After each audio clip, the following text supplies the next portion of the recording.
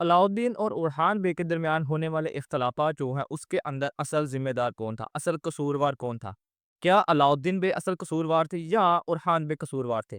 जैसा कि पिछला एपिसोड आने के बाद सोशल मीडिया के ऊपर इस वक़्त हर बंदा यही पोस्ट कर रहा है कि लोगों की राय जानने की कोशिश कर रहा है कि असल कसूरवार कौन था? किसकी वजह से ये इख्तलाफात इस हद तक चले गए? यानी जंग के दरमियान किसकी गलती थी जिसकी वजह से सारा कुछ हुआ? अगर नाज़रीन कराम पूरे वाक़ये को देखा जाए, पूरी स्टोरी को देखा जाए जो हमें दिखाई गई पिछले एपिसोड के अंदर, उसके अगर कसूरवार निकलता है तो दोनों ही कसूरवार निकलते हैं। अलाउद्दीन बे भी उसके अंदर कसूरवार निकलते हैं और खान बे भी उसके अंदर कसूरवार निकलते हैं। अगर बात की जाए अलाउद्दीन बे की उनका क्या कसूर था, उनकी क्या गलती थी, तो जब उनको इस बात का पता चल चुका था कि हम यानी बहुत ज़्यादा सिपाही खो चुके हैं, अब हम अगर अगर और यहाँ पर मज़ीद ठहरे तो हमारा नुकसान हो सकता है। हत्ता कि वो भी वहाँ से जाना नहीं थे चाहते, लेकिन जाकुताई बे ने उन्हें इस बात के लिए बर्जित किया कि अगर हम मज़ीद यहाँ पर ठहरे तो हमें नुकसान हो सकता है। इस बात को अलाउद्दीन बे समझ गए और वो पीछे से हट गए। लेकिन यहाँ पर उनकी गलती ये थी कि उन्हें उरहान बे को बताना चाहिए था, यानी पीछे हटने से पहले उन्हें इशारा करना चाहिए था कि अब हम यहाँ पर मज़ीद नहीं ठहर सकते। अगर हम मज़ीद ठहरे तो हमारी और सिपाहियों की जान को मज़ीद नुकसान पहुँच सकता है। यहाँ पर ये गलती की कि उन्होंने बगैर बताए पीछे हट के। और अब अगर बात की जाए उरहान बे की, तो उरहान बे को जब ये बात पता चल चुकी थी कि अलाउद्दीन और जारकुताई अपने सिपाहियों समेत इस जंग से पीछे हट चुके हैं, तो उन्हें भी पीछे हट जाना चाहिए था। ना कि वो मज़ीद इस बात पर रहते कि हम ये जंग जीत सकते हैं और उनकी ही गलती की वजह से बहुत से सिपाही शहीद भी हो गए, हत्ता कि यूसुफ बे को भी शहीद कर दिया गया। आपने एक चीज़ वहाँ पर ये भी नोट की होगी जब ग्लैदियोस उस सारे मंज़र के अंदर आता है, वो ये बात करता हुआ नज़र आता है कि बुज़दिल भाग गया और जो बेवकूफ़ है अभी तक यहाँ पर लड़ रहा है। जो उसने बुज़दिल बोला वो उसने अलाउद्दीन बे को बोला कि वो भाग चुका है, लेकिन बेवकूफ़ ने उरहान को बोला कि वो ये जानते हुए कि उसको एक मंसूबे के तहत इस सारे मंज़र के अंदर फँसाया गया है, उसके बाद भी वो अपने और अपनी सिपाहियों की जान की परवाह किए बगैर बेवकूफ़ों की तरह लड़ रहा है। असल में हिकमत अमली यही थी वहाँ पर कि उरहान बे को वहाँ से पीछे हट जाना चाहिए था, लेकिन वो इस बात के ऊपर बज़िद थे कि हम ये जंग जीत सकते हैं, तो ये बिल्कुल ही गलत बात है।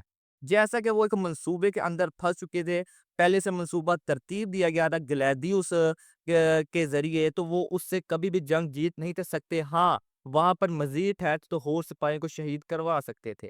लेकिन यहाँ पर एक और चीज़ भी आपने नोट की होगी कि ये चीज़ पहली दफ़ा ऐसे नहीं हुई कि ये इस तरह के जाल में फँसे हों। उस्मान बे भी बहुत दफ़ा इस तरह के जाल में फँस चुके हैं। हालाँकि इससे पिछले ही एपिसोड के अंदर जब उलगान और जो एफएनबीके थे उसने उस्मान बे को वहाँ पर फँसा लिया था, वहाँ पर भी उस्मान बे ने पीछे हटने को ही तरजीह दी थी।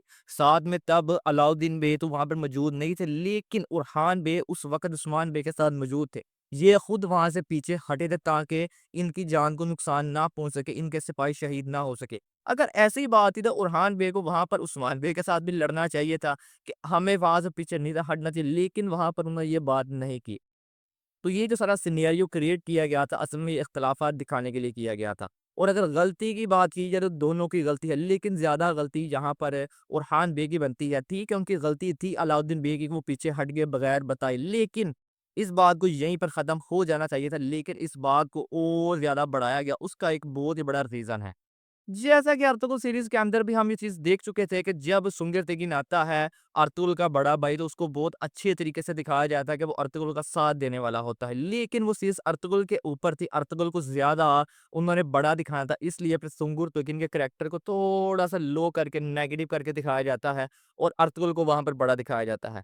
और यही सेम चीज़ हमें उस्मान सीरीज़ के अंदर भी देखने को मिली कि गुंडूज़ उस्मान बे के साथ मुकम्मल तौर पर साथ देता है, हर वक़्त उनके साथ खड़ा होता है। लेकिन जब रियासत बनाने की बात आती है तब उन्हें सिर्फ उस्मान बे को दिखाना था कि उस्मान बे ही हर चीज़ है। तो फिर उन्होंने गुंडूज़ बे को कैरेक्टर थोड़ा नेगेटिव करके दिखाया और उस्मान बे को बड़ा दिखाया।